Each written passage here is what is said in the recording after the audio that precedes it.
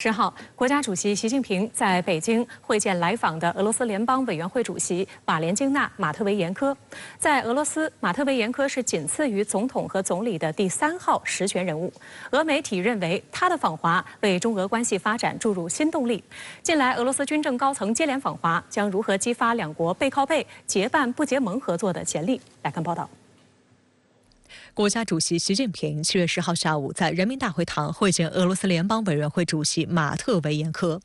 习近平指出，在双方共同努力下，中俄关系始终保持健康稳定发展势头，各领域合作稳步推进，两国世代友好的社会基础和民意基础更加牢固。发展中俄关系是两国基于各自国家和人民根本利益做出的战略选择。中方愿继续同俄方一道，发展守望相助、深度融通、开拓创新、普惠共赢的新时代全面战略协作伙伴关系，助力两国发展振兴，推动建设繁荣稳定、公平公正的世界。双方还要加强在上海合作组织、金砖国家等多边机制内的沟通协作，引领全球治理改革正确方向，维护好新兴市场国家和发展中国家共同利益。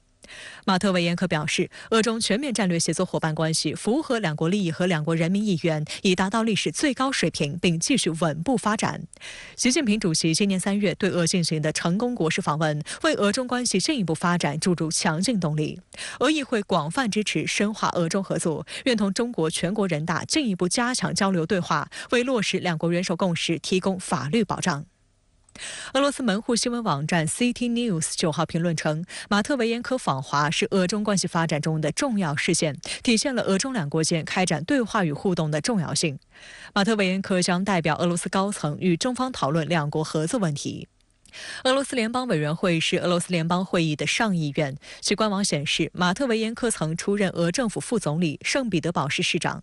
2011年8月，马特维延科出任俄联邦委员会议员，并在同年9月当选俄联邦委员会主席。所以，他其实在俄罗斯的整个政治层面，他各个领域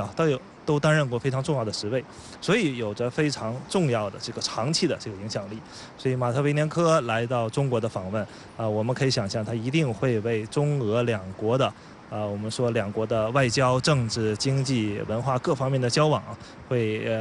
给一个特别强大的一个促进力。值得注意的是，马特维延科此次是应中国全国人大常委会委员长赵乐际的邀请，率团访华，将在北京出席中国全国人大与俄罗斯联邦会议合作委员会会议，是一次例行性访问。这一机制有助两国加深互信、扩大合作。 我觉得这次会议其实一个更大的目的就是，首先是一个常规的这样的一个互访。那么另一方面就是一个非常重要的事情，就是我们今年习主席访问莫斯科，那么签署了一系列非常重要的一些协议。那么里面其实也包括这方面的交流。俄媒报道称，马特维延科曾多次访华并会见中国领导人，为发展俄中友好关系做出了贡献。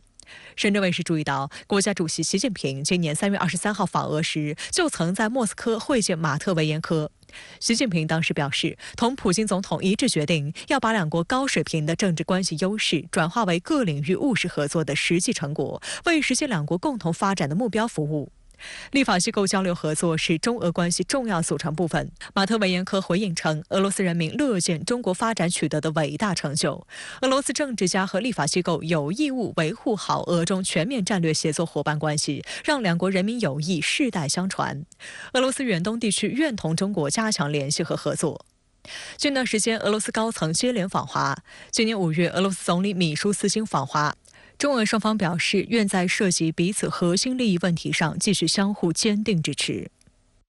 6月25号，国务委员兼外长秦刚在北京会见俄罗斯副外长鲁登科，同他就中俄关系及共同关心的国际和地区问题交换意见。外界注意到，这是俄罗斯在瓦格纳事件后迅速派出外交高官赴华。 那么我们知道，最近的一些互访，其实有一些是俄罗斯要向我们解释一些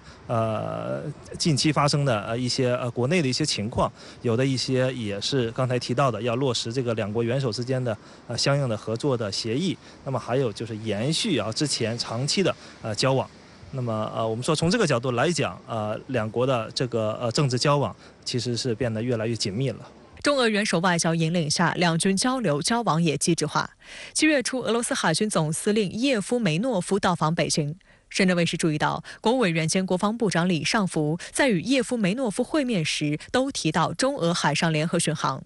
实际上，中俄海上联合巡航已经进行了2次，分别是2021年和2022年，外界推测今年将举行第3次。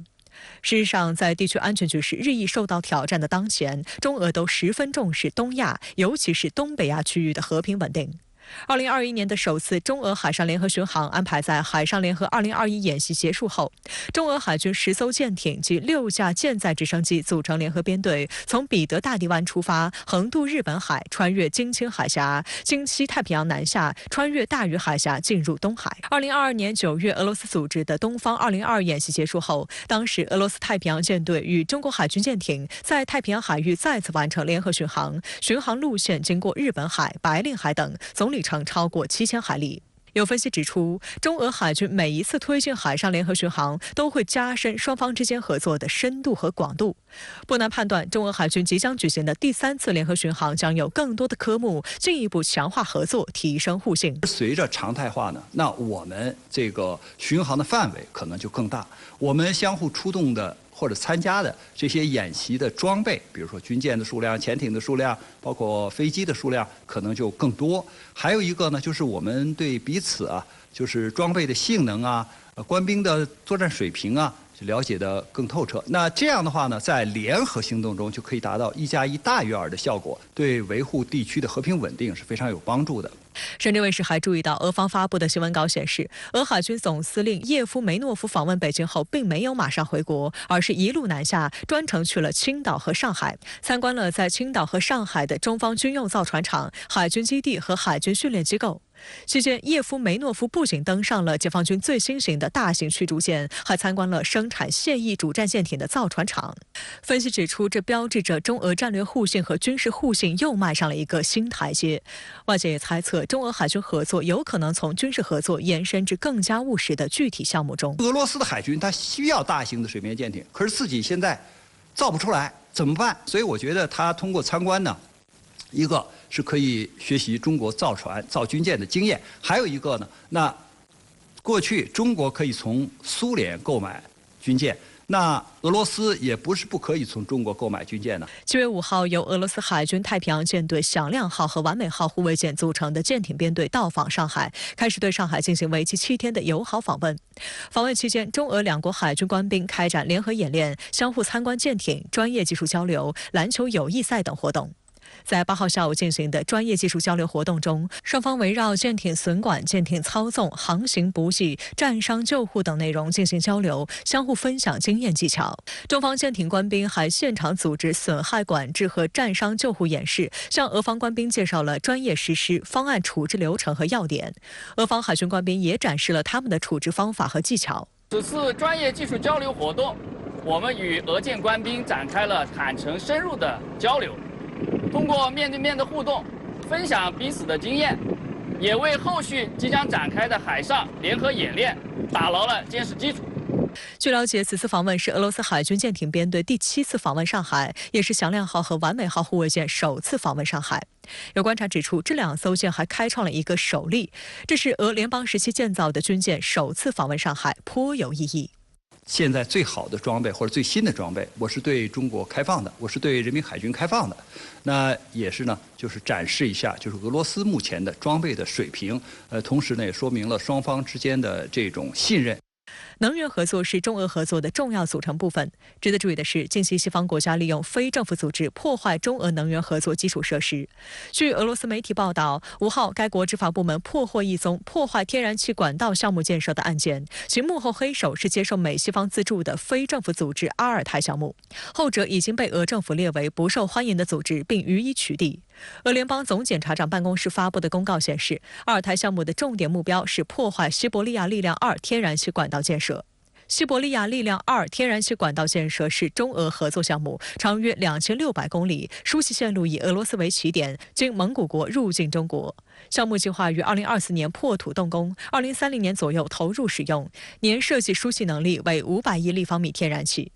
俄罗斯媒体指出，在俄乌冲突背景下，美西方加大利用所谓非政府组织大搞渗透、网络带风向等舆论战非法活动，企图从经济、政治等各领域渗透、干扰甚至引导俄社会舆论的趋势，目的在于造成俄内部混乱，以间接对战事施加影响。但对重要基础设施进行直接破坏的案件还是第一次发现。俄罗斯和西方之间，现在这种信息战呢，我们说是变得越来越激烈了。那么大家在尝试着用各种各样的方法，各种各样的这种手头的资源来进行对抗。那么其实这次的这个 NGO 的事件，其实充分反映了这样的一种特征。拜登9号抵达英国伦敦，开启为期5天的欧洲之行，重点是参加北约峰会。但是面对乌克兰强烈要求加入北约的意愿，拜登在前往欧洲之前就泼了一大盆冷水。明确对泽连斯基说不。为什么因北约想要东扩至乌克兰而引爆俄乌冲突之后，北约却摇身一变当起了甩手掌柜？冲突僵持不下，乌克兰对北约还有多大的利用价值？来看报道。拜登9号乘坐专机抵达伦敦斯坦斯特德机场，这是伦敦的第3大机场，只有1条跑道，平时主要服务于廉价航空公司，但由于规模较小，也用于政府贵宾专机降落。拜登其后登上美国海军陆战队1号直升机前往伦敦市中心，派头十足。预计他将在10号与英国首相苏纳克在唐宁街10号首相府会晤，这也是两人半年来的第6次见面。之后他将前往温莎堡与英国国王查尔斯3世见面。美国白宫和英国首相办公室都在声明中表示，强化美英联盟是这次拜登访问英国的重点。路透社认为，由于拜登和苏纳克马上要参加北约峰会，因此美英领导人有必要在参会之前先就俄乌冲突的政策问题进行通气。欧洲舆论还注意到，拜登在赴英国之前突然宣布向乌军提供8亿美元军援，其中包括大多数欧洲国家都明令禁止使用的集束炸弹。德国之声电台认为，这或将导致拜登领导的援乌同盟产生内部分裂。法国国际广播电台指出，反对向乌军提供集束炸弹已经引发了北约内部最大的意见冲突。实际上，连最铁杆的盟友英国也表示反对。英国当地媒体认为，苏纳克很可能会因此事与拜登在唐宁街10号发生争执。北约和乌克兰去年下半年就不断宣称的春季攻势被证实到了夏季仍未发生，俄乌冲突陷入僵持，也令欧洲国家陷入援乌的泥潭。观察指出，一些财力不支的国家或在这次北约峰会上发难。美国消费者新闻与商业频道指，本届峰会是对北约各国团结性的一场大考。除了援乌问题，还有更为令欧洲国家头疼的乌克兰强烈要求加入北约的事宜。据报道，北约内部已经就此分裂为2大派系，一派坚定相信乌克兰加入北约符合北约东扩的既定方针，将有效震慑俄罗斯；另一派则担心乌克兰加入北约将被俄视为挑衅，从而导致更大范围的冲突。外界认为，美国总统拜登明显属于后者。在出发前往欧洲之前，拜登在9号播出的一档电视节目中表示，目前乌克兰加入北约的时机未到。他指出，一旦北约现在接纳乌克兰，就意味着我们与俄罗斯开战了。德国立场与美国相似。观察指出，德国和美国都属于花钱消灾类型，即要钱要武器都可以给，但绝对不会为乌克兰流血战斗。但与俄乌邻近的多个中东欧国家则支持乌克兰火线入约。实际上，乌克兰总统泽连斯基近期就入约一事游说多个北约成员国，要求至少提供1份加入北约的路线图，否则将拒绝出席北约峰会。但在拜登明确说不之后，泽连斯基态度软化。Ukraine should get clear security guarantees while it is not in NATO. And that is a very important point. Only under these conditions, our meeting would be meaningful. Otherwise, it's just another politics. 但当主持人追问是否会出席北约峰会时，泽连斯基并未给出明确回应。So it sounds unlikely that you will go. Why? From what you just said. I think we'll do a lot of work. 北约秘书长斯托尔滕贝格证实，邀请乌克兰加入北约不在北约峰会的议题清单上，但他透露，预计盟国领导人将批准一个包含3个要素的一揽子计划，使乌克兰更接近北约。此外，峰会还将成立北约乌克兰理事会，以加深双方合作的范围。北大西洋公约第5条规定，对任何一个成员国的攻击，就形同于对所有成员国的攻击。也就是说，一旦乌克兰加入北约，那就等于自动的北约和俄罗斯就成为了交战方，而北约的成员国其实是非常不愿意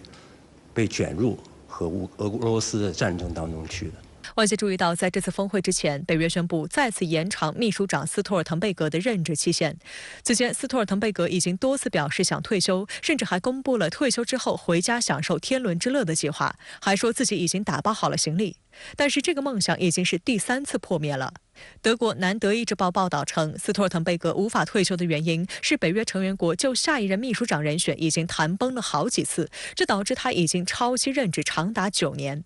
据悉，北约秘书长需要所有成员国一致同意，但英国已经脱欧，因此英国此前提出由前首相约翰逊以及现任国防大臣华莱士出任北约秘书长。虽然美国都支持，但欧洲多国反对，拜登最后也只能反对。而法国和德国不支持对方提出的人选。英国《每日电讯报》曝光，拜登近期力推欧盟委员会主席冯德莱恩成为下一任北约秘书长，但未有定论。他本人呢，也处事非常圆滑，也是立场比较温和，可以说是团结了北约的所有成员国，而且还有一个重要原因就是目前俄乌战争还在进行，北约呢可以说是俄乌战争一个潜在的参与者，所以北约成员国也希望斯托尔滕贝格在暂时呢继续留任。不要引起这个因为人事上的这个变动，导致这个北约决策出现问题。另一方面，瑞典的入约进程也一直停滞不前。拜登政府一直期待瑞典能在维尔纽斯峰会期间正式加入北约，但由于土耳其仍强烈反对，瑞典短期内顺利获准入约的可能性微乎其微。但拜登持续向埃尔多安施压，他在飞往伦敦的飞机上给土耳其总统府打了电话，但埃尔多安向拜登抱怨，虽然瑞典采取了少许打击危害土耳其国家安全的恐怖主义分子的行动，但这些行动并没有什么效果。他再次敦促瑞典在反恐问题上放弃双标。另据塔斯社报道，土耳其之前就芬兰入约一事与美国进行了谈判，获得了自己想要的利益。长期以来，土耳其都在寻求购买美国洛克希德马丁公司制造的40架 F-16战斗机及其空军现有战机的近80套现代化套件，但一直无法过关。今年4月，在土耳其批准支持芬兰加入北约大约2周后，华盛顿批准了一项价值2.59亿美元的销售，用于为土耳其提供现有的 F-16战斗机机队进行航空电子软件升级。好，相关的话题马上来连线特约评论员吴卫。吴先生你好。那么，美国总统拜登开启了欧洲3国访问行程，外界为何唯独将关注的焦点放在他出席北约峰会上呢？这场北约峰会无疑充满了悬念，各国首脑如何看待乌克兰战事进展？扎波罗热大反攻打到现在迟迟未能打开局面，各国的耐心还剩下多少呢？北约还能给予乌克兰多大的支持？要知道，部分北约小国已经将现役坦克送进乌克兰了，他们自己的装甲兵现在成了没有坦克的步兵，再投喂下去，是不是连手里的枪也要交出去了呢？北约秘书长斯托尔滕贝格的继任者难产了，这位挪威人已经接连3次是超期履职，他已经不止1次的公开打退堂鼓了。德国人冯德莱恩倒是自告奋勇的举手了。法国人却说不行，你把手放下。北约秘书长不过是一个负责协调各国的首席文官，北约真正的一把手是盟军最高司令。自艾森豪威尔以来，这个手握兵权的位子一直由美国掌管。即便如此，一个台前所谓虚职也够欧洲各国争抢一番，真是令人摇头啊！讽刺的是，最没有悬念的恐怕就是乌克兰能否加入北约这件事。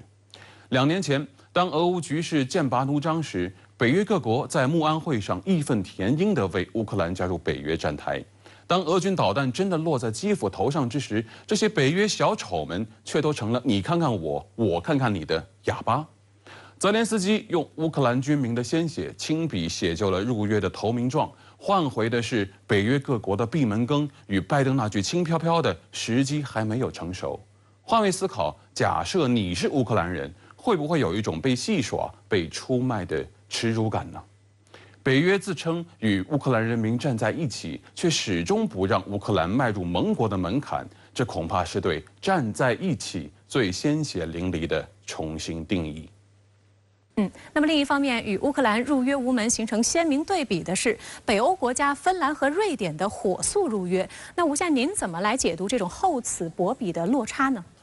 欧洲国家可能会说，因为当下俄乌战事正酣，为了防止战争进一步外溢，乌克兰最好等待战争结束吧。那我就要反问一句：如果当初爽快些让乌克兰直接入盟了，莫斯科方面会不会慑于北约压力打消进攻的念头呢？所以问题根本不在乌克兰是否加入北约，问题的根本在于美国就是希望通过一场代理人战争全面削弱俄罗斯，最希望战争打响的是美国。所谓加入北约，不过是美国这个车夫钓竿上的胡萝卜乌克兰呢，则是那匹跑得精疲力尽的驼马。大哥摇晃的胡萝卜明明近在眼前，任他如何的卖力，可就是够不着呀。毫无疑问的是，这场血腥的俄乌冲突一下子把许多此前还在摇摆的国家打入了北约的怀抱。芬兰与瑞典就是最佳例子。一场迫于北约东扩压力的战争，让北约东扩的态势进一步加剧了，多少有点抱薪救火的意思呀。这就是我们经常说的，复杂问题没有简单的解决办法，各国的合理安全利益和关切都应得到重视和妥善解决。这让我想起今年6月在新加坡相会的一次采访经历。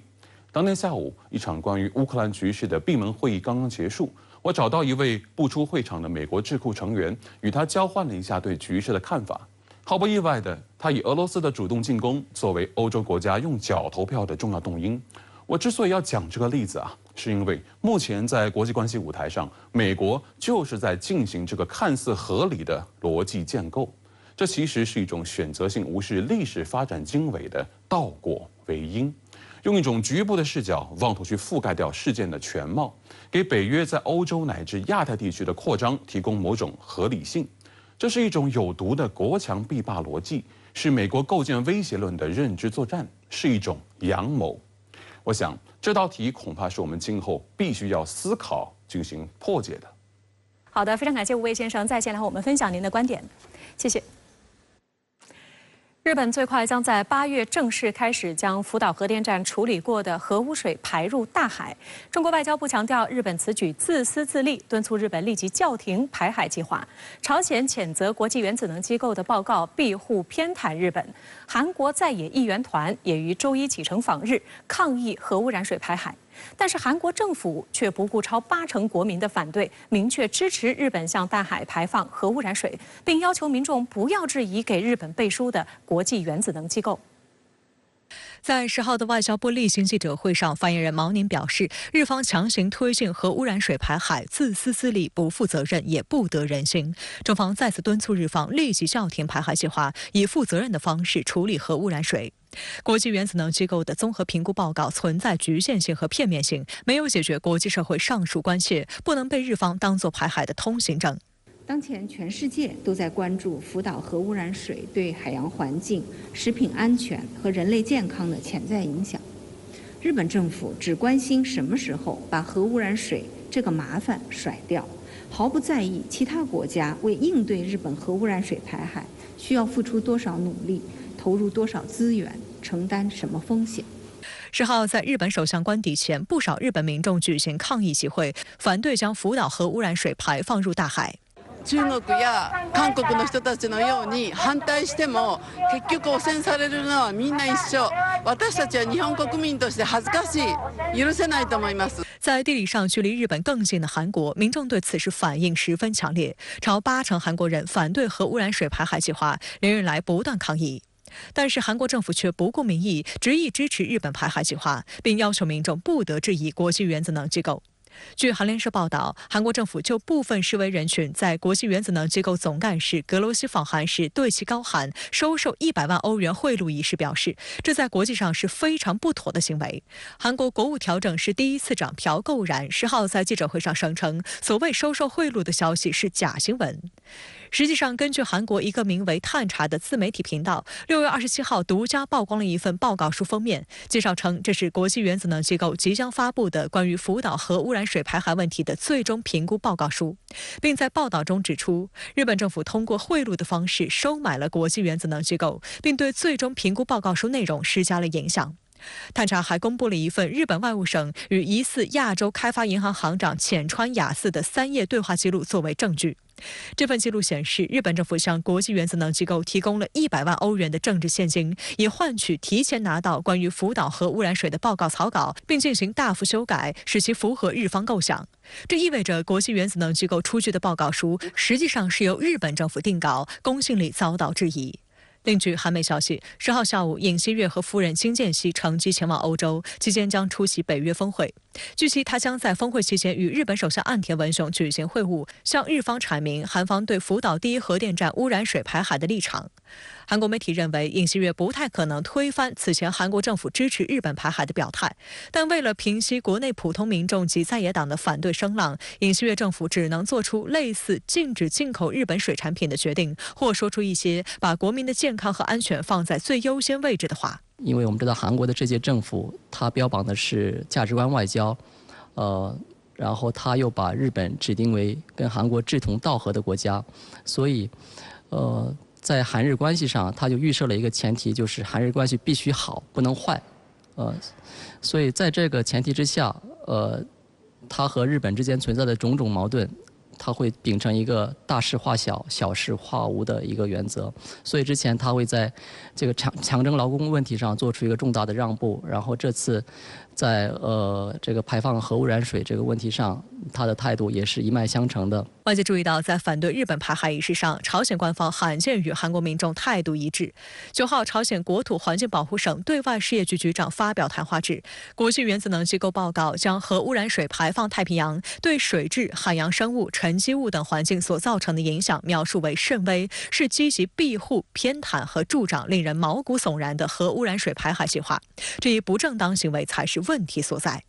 但正在韩国游说民众接受日本排海的国际原子能机构总干事格罗西，此时却顾左右而言他。他在接受韩国朝鲜日报访问时强调，比起福岛核处理水，韩国更应该担心朝核问题。作为国际上普遍认可的核安全监督协调机构，国际原子能机构与朝鲜多次交锋。对于格罗西这次的说法，朝鲜回应称，格罗西拿主权国家行使合法权利说事，却出面庇护威胁人类生命安全和生态环境的日本非法无道的反人伦行为，实属双重标准的典型行为。外界认为，国际原子能机构长期在核问题上偏袒美韩而压制朝鲜。例如，美韩近期签署的新华盛顿条约中包含美国战略核潜艇部署到韩国军港的条款。实际上，美国密歇根号巡航导弹核潜艇已经在6月16号抵达韩国釜山港进行短期交流访问，但国际原子能机构对此却默不作声。朝鲜国防省也在格罗西到访韩国之际提醒，美国在朝鲜半岛附近海域部署核动力弹道导弹潜艇的举动是非常危险的事态，让我们不得不接受核冲突这一最糟糕的情况将成为现实。特约评论员刘和平，刘先生你好。那么，朝鲜国土环境保护省对外事业局局长发表谈话，抨击国际原子能机构有关日本福岛核电站核污染水排放的报告。那对此您怎么来看呢？我认为日本福岛核电站核污染水能否向太平洋排放，这本来应该是一个纯粹技术性的科学问题。纯粹技术性的问题，应该本着对全球生态环境与人类生命安全与健康负责任的态度，通过科学的手段得出客观、独立、公正的结论来解决。然而，让人感到遗憾的是，跟日本有着同样政治制度、意识形态、价值观念，并且站在同一阵营的美国、韩国、澳大利亚、欧盟以及台湾地区等等，都一面倒地对日本的排放行为采取了支持态度。相反，跟日本存在不同政治制度、意识形态、价值观念，并且不在同一阵营的中国、朝鲜以及正陷于俄乌战事中的俄罗斯，都不仅表达了深深的忧虑，而且表达了坚定的反对立场。而绝大多数有可能同样深受日本排放行为之害的太平洋岛国和沿岸国家，正因为不愿意得罪日本而采取了功利主义态度，在这件事情上保持了沉默。值得注意的是，不仅仅是在日本排放核污染水这件事情上，这些年来在对几乎所有重大国际与地区热点问题的态度上，都出现了阵营化对立以及大多数国家默不作声并存的现象。从中我们也就可以看出，当今的世界已经分裂到了一种什么样的地步。值得注意的是，本来有分歧不要紧，只要有客观公正的国际组织或是第三方机构出来主持正义，拿出权威的调查结论就行了。但是中俄朝认为，国际原子能机构因为涉嫌被日本操控，受日本单方面聘请，而得出了有利于日本的调查结论。这个也就意味着，在这件事情中，原本应该主持正义的国际原子能机构，也不得不赔上了自己的声誉。那么，对于韩国国内民众与在野的共同民主党也举行大规模集会，抗议日本将福岛核污染水排放入海，以及抗议国际原子能机构总干事格罗西在这件事情上偏袒日本一事，您又怎么来看呢？我认为这种现象不仅反映出尹锡悦政府支持日本将福岛核电站废水排放入海是没有民意基础的，甚至尹锡悦政府甚至改变了奉行多年的大国平衡外交战略。一面倒的亲美，尤其是亲日，甚至在历史问题上放日本一马的做法，也是缺乏民意基础的。这也是最近一段时间以来，尹锡悦本人的名望逐级走低的原因。非常有意思的是，过去在几乎所有涉及日本的历史问题上，包括强征慰安妇与劳工等等，以及独岛等现实领土主权纠纷问题上，韩国国内的主流民意都罕见地跟朝鲜保持了一致。那么这也就意味着，即使二战已经结束了70多年，但是在朝鲜半岛上仍然存在着强烈的反对日本的民族主义情绪与记忆创伤。而在韩国的政治环境下，基础民意才是其内政与外交方向最终决定性的力量。因此，我个人判断，当前尹锡悦奉行的亲美，尤其是亲日外交战略，可能难以走得很长远。说不定过了一段时间，在强大的民意压力下，或者是在下一次的大选之后，韩国的外交战略就会再来一次大修正。这种现象在过去几十年中已经像翻烙饼一样翻了好多次了。好的，非常感谢刘先生再见来和我们分享您的观点，谢谢。2024台湾地区领导人选举，中国国民党侯友宜、民众党柯文哲、民进党赖清德呈现出三角鼎立的态势。民调目前暂时落后的侯友宜面临的仍然是蓝营的团结问题。侯友宜9号首次就2020年台湾选举时未给当时国民党候选人韩国瑜足够的支持表示道歉。国民党内舆论认为，侯友宜的道歉有助于党内整合跟团结。侯友宜一大早直奔自己的家乡嘉义县朴死市造势，不少乡亲早早等在现场，还有人沿路高举广告牌簇拥侯友宜进场。面对热情乡亲团团包围，侯友宜合影拍照来者不拒，有乡亲送出蒜苗预祝当选。是我从小到现在将近有50年的同学，友谊很重要，朋友的感情，只要是对的人做对的事，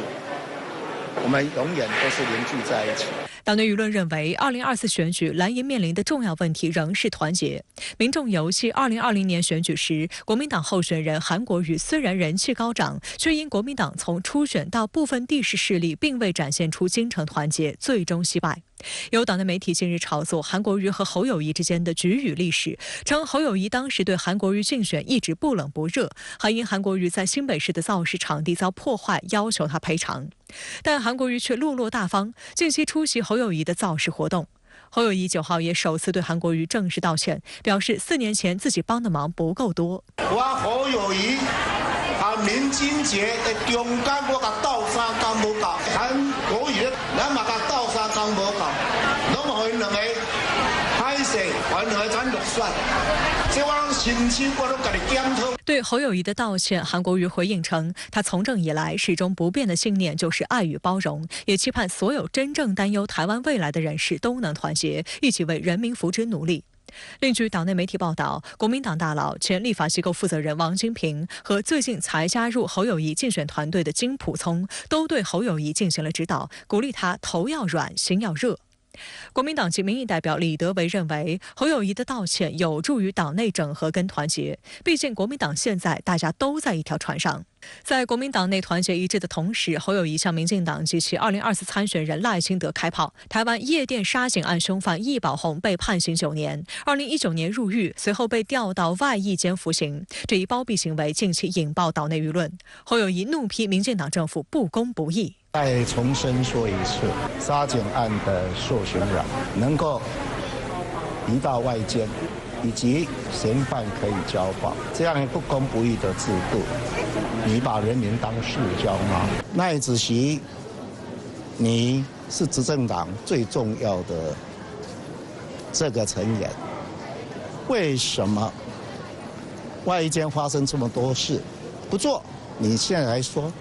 明明你就是摆烂嘛，赖主席你就是不做嘛。我们大家要团结一致，重返执政，让民进党要下架。赖清德另外受人诟病的是近日发生的巧遇事件。赖清德日前抛出补助私立大学学杂费的政见。8号，他参访台中东海商圈，巧遇2名大学生，当面向赖清德表达感谢。这条新闻一出，立刻在岛内网络上受到广泛质疑，网友纷纷嘲笑他自导自演。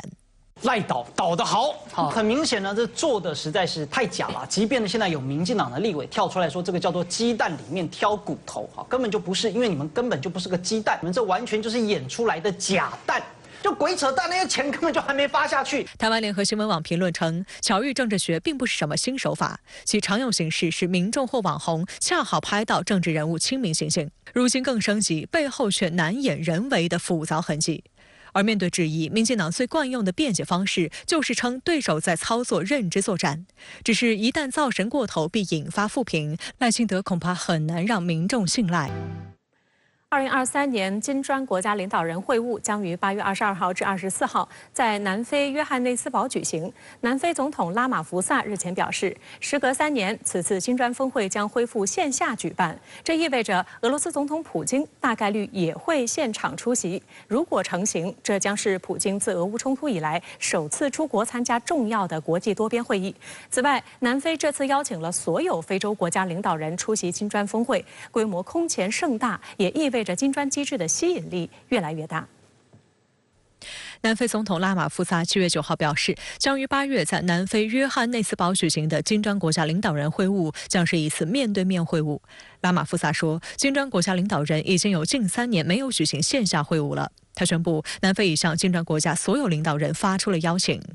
值得注意的是，今年3月，国际刑事法院对普京发出了所谓逮捕令。美西方舆论声称，南非作为国际刑事法院的缔约国，有义务逮捕踏上南非国土的普京总统。还有舆论声称，有鉴于此，南非或将金砖峰会主办权一手交于他国主办。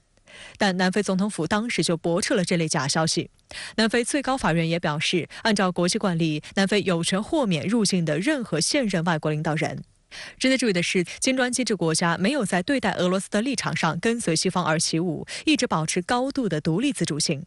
南非总统拉马福萨6月底还率领非洲7国及国际组织负责人组成非洲和平代表团，先后赴乌克兰和俄罗斯进行穿梭外交，并提出了非洲的10点主张，但未获乌克兰政府接纳。巴西也提出了代表南美的和平主张，而印度也多次在联合国的投票中顶住美西方的压力，投下弃权票，并拒绝制裁俄罗斯。美西方舆论甚至因此抨击印度是美日印澳4国机制的内奸。南非总统拉马福萨9号强调，南非保持中立、推动对话的角色十分重要。在地缘政治局势如此多变的情况下，像南非这样的国家应该能够发挥其长期以来的作用。他提到南非前总统曼德拉，指出这也是曼德拉处理国际关系的方法，他能够与各方对话，无论他们是否有冲突。从目前峰会的准备来看，就是南非已经确定是线下举行，而且邀请普京去南非参加，不会就是发生像什么逮捕令什么之类的，应该是通过外交豁免的方式，这个应该没有太大问题。金砖国家包括中国、俄罗斯、印度、巴西、南非5个国家。经过10几年发展，该组织合作基础日益夯实，领域逐渐拓展，合作成果日益丰硕。在此基础上，金砖国家合作机制得到国际社会广泛认同和支持，越来越多志同道合的伙伴希望参与其中。